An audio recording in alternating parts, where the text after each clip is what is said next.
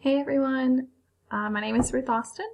I'm excited to be starting another semester with you all. I've been a nurse for about 2.5 years now on the Med-Surg unit at Wake Med in Raleigh, North Carolina. So I started out on this unit as a new grad, and I've stayed on this unit mostly because of the people I work with, but also the many leadership and teaching opportunities that I was offered from the start. Right now I currently co-chair the Research and Education Committee on our unit council.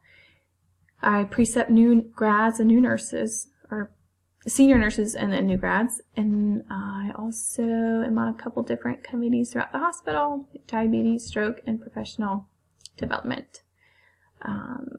And because I'm on those, I serve as a resource for our unit. Outside of work, I enjoy reading, volunteering at my church, and then spending time with my husband. Pretty low-key. Let's see. So policy-wise, I'm a leader on our unit.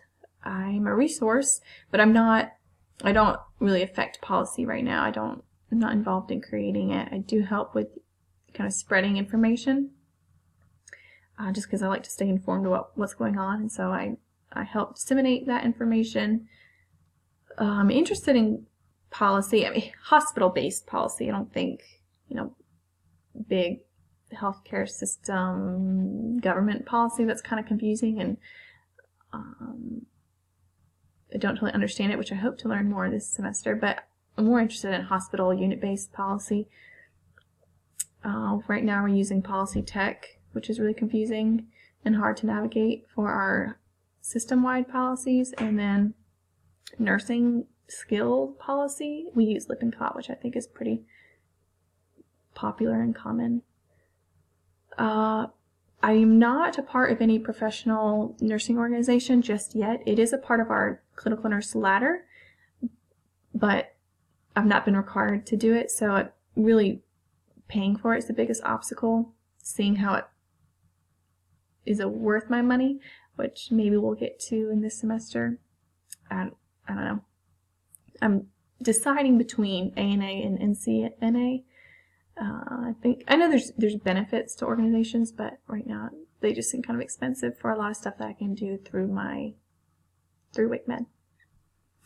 I don't have a favorite quote, but I've been memorizing something from the Bible, which is Ephesians 2:8-10. And it says, "For by grace you've been saved through faith, and this is not your own doing, it's a gift of God, not a result of works, so that no one may boast. For we are his workmanship, created in Christ Jesus for good works, which God prepared beforehand that we should walk in them."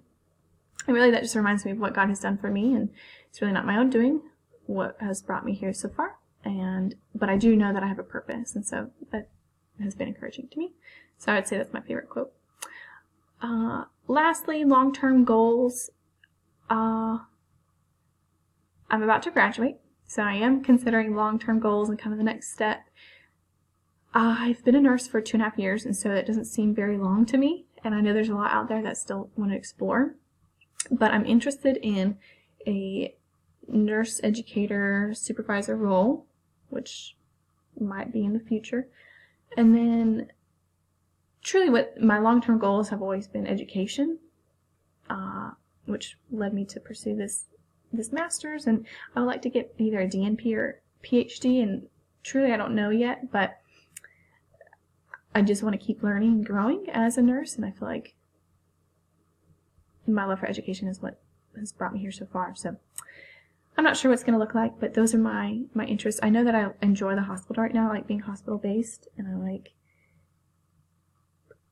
I picture myself in the hospital long-term, but truly I don't know. So those are my thoughts. I look forward to meeting and learning more about you all and working with you this semester. Thank you.